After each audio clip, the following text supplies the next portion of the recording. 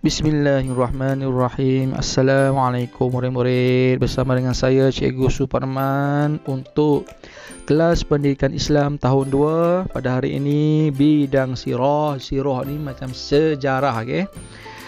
Tajuk kekasihku Rasulullah sallallahu alaihi wasallam, okey, kekasihku Rasulullah sallallahu alaihi wasallam.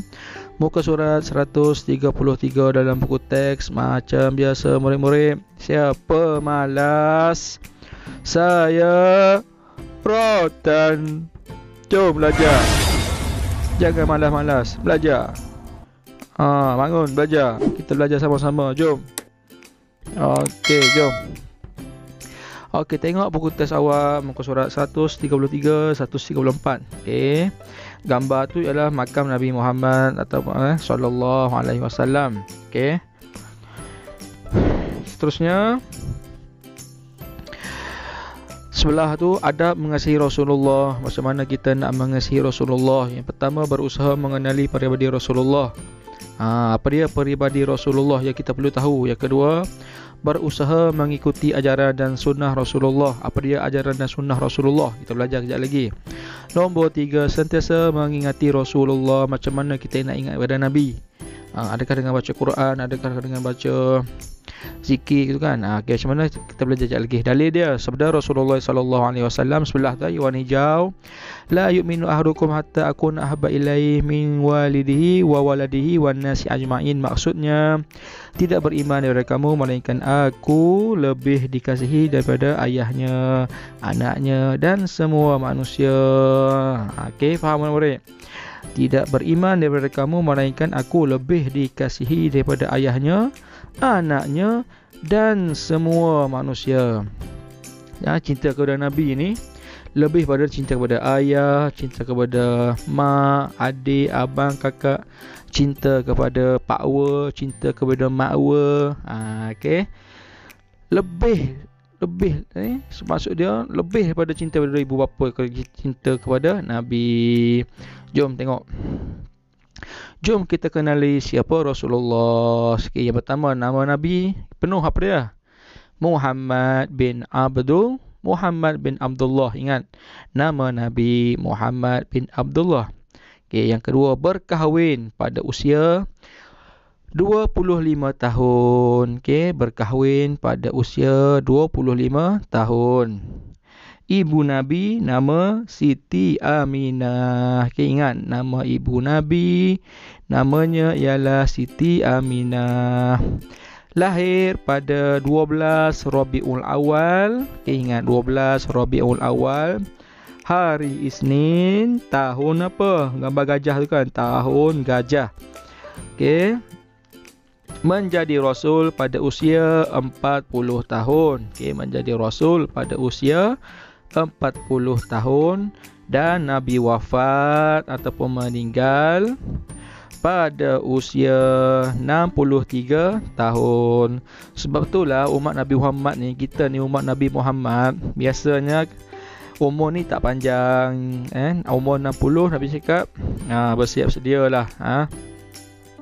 Kita akan menghadapi kematian. Kalau ada yang 70, 80 tu, tu subsidi daripada Allah supaya kita ni buat lebih amal kebajikan untuk kehidupan di sana. Di sana tu kat mana? Di alam abadi, iaitu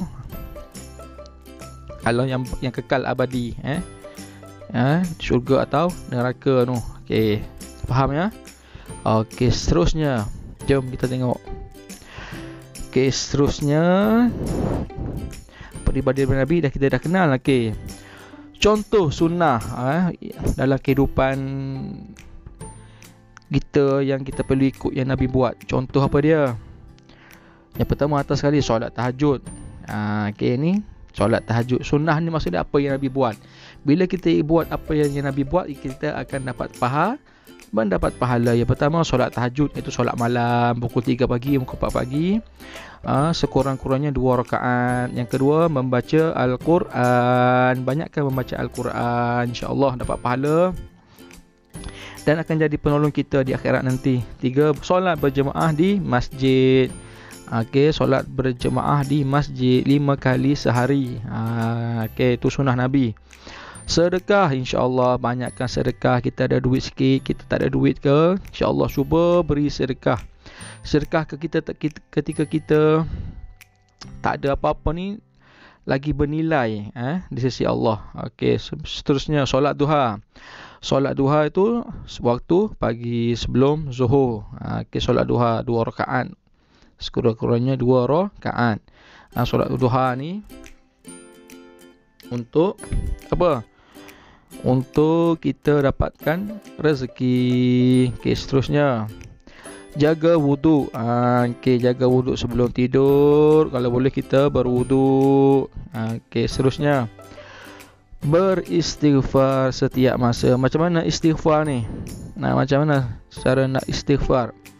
Allahu Akbar. Bukan. Istighfar ni macam mana cara dia?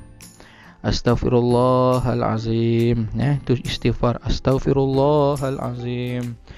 Allazi la ilaha illa huwal hayyul qayyum wa atubu ilaih. Astaghfirullahalazim.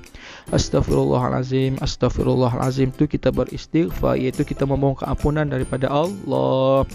Okey, seterusnya macam mana cara kita nak ingat kepada Nabi? Okey, ni cara dia. Kita berselawat kepada Nabi. Sallu alayya fa inna salatakum taballighuni haitsu kuntum. Dan berselawatlah ke atasku, sesungguhnya selawatmu itu akan sampai kepadaku di mana juga kamu berada.